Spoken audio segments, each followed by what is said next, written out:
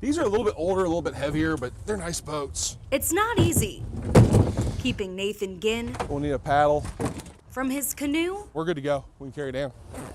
There we go. and a body of water. It's my therapy. I actually call it my therapy. His prescription this week, a joyride on the Ohio River. I think I've got it figured out a little bit.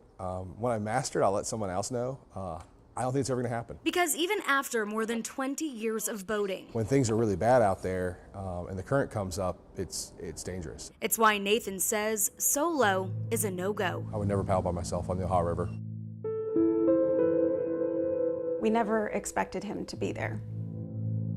And he had made comments, you know, how not smart it was to be in the river. So we can't figure it. It just doesn't make sense. On the morning of January 10th, The water was cold, but the day wasn't a harsh day. 16-year-old Jacob Stover grabbed his kayak, his fishing gear, and his winter coat. He put his boat in the water at Cox Park for the first and last time. We can't figure it out. It was, he got a bug to go, and like most kids his age, they want to do something, and he had the opportunity to be independent, and he did it.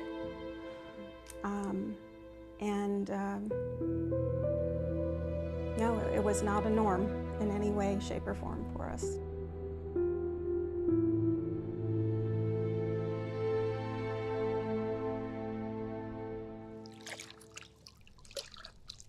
Sean and Melissa Stover tell us Jake's love for the water began when he was only 5 years old. And he'd be in the canoe.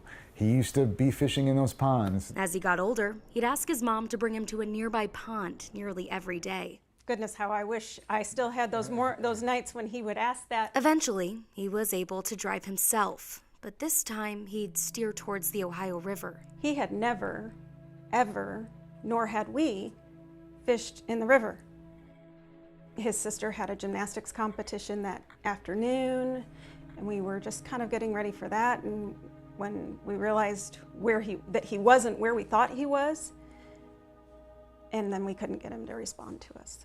They tracked his phone, which last pinged near the Falls of the Ohio, just over 4 miles downstream from where his Jeep was found at Cox Park. The next day, his kayak was found floating near the falls. You hang on to hope, because that's what you want. I was always hoping for lonely, cold, and scared. That's what I was hoping for. And as the days progressed, then that gets harder.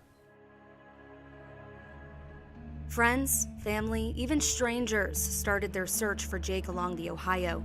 The Stovers leaned on people like Dale A. Brown for his knowledge of the river. The river is not unpredictable if you know its routine. Dale has been working with the Falls of the Ohio State Park for more than a decade and was able to point to places to search based on the river's patterns. If you're searching for someone over a period of time and that river's going up and down, you have to search that entire span from the high water to the low water and hope you'll be successful. After nearly 2 months of looking, It was 57 days. a tugboat operator found Jake about 111 miles southwest of Louisville, near Newburgh, Indiana. At the end of our driveway was a gentleman who lives in the neighborhood who knew Jake from fishing.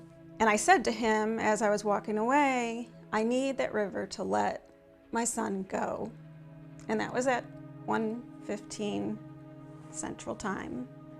And the notification from the police is like 1:20 Central Time. Melissa says her son died from drowning and hypothermia. The river it's very deceiving. The Stovers hope sharing Jake's story will start more crucial conversations about safety on the water. A lot of boating safety is talked about, and a lot, wear your PFD, that's of course. But what's not talked about is the water temperature. Nathan knows the risk of kayaking and fishing through winter. Below 40 is immediately life-threatening. I mean, it's going to kill you. That's where wetsuits and dry suits come in handy. If you are dressed for winter out here and you've got down jackets on, and if you go in the water, that's going to absorb the water and it can help pull you down and also restrict your movement for you to save yourself. Jake's parents also believe he was paddling in a restricted area. The 2nd Street Bridge is the end point for recreational vehicles come down. Warning signs are painted on the pillars, but even we had trouble reading them. Do you think there's enough signage out there for someone who's never been on the river before? I think for a true novice, no. But I don't see how they could add any more either. There's got to be a better way to let people know that they can't be there. Dale says on average, one person drowns in an accident near the falls of the Ohio every year. The common denominator, though, is everyone that drowned, none of them had a life vest on. It's why there are pamphlets on the walls inside the falls center preaching safety on the river. Not underestimate the power of the water, and don't overestimate your abilities. Because Jake was a super strong swimmer. Give it a second thought. Again, don't take it for granted when you're out there, and understand again that the river is it's very deceiving.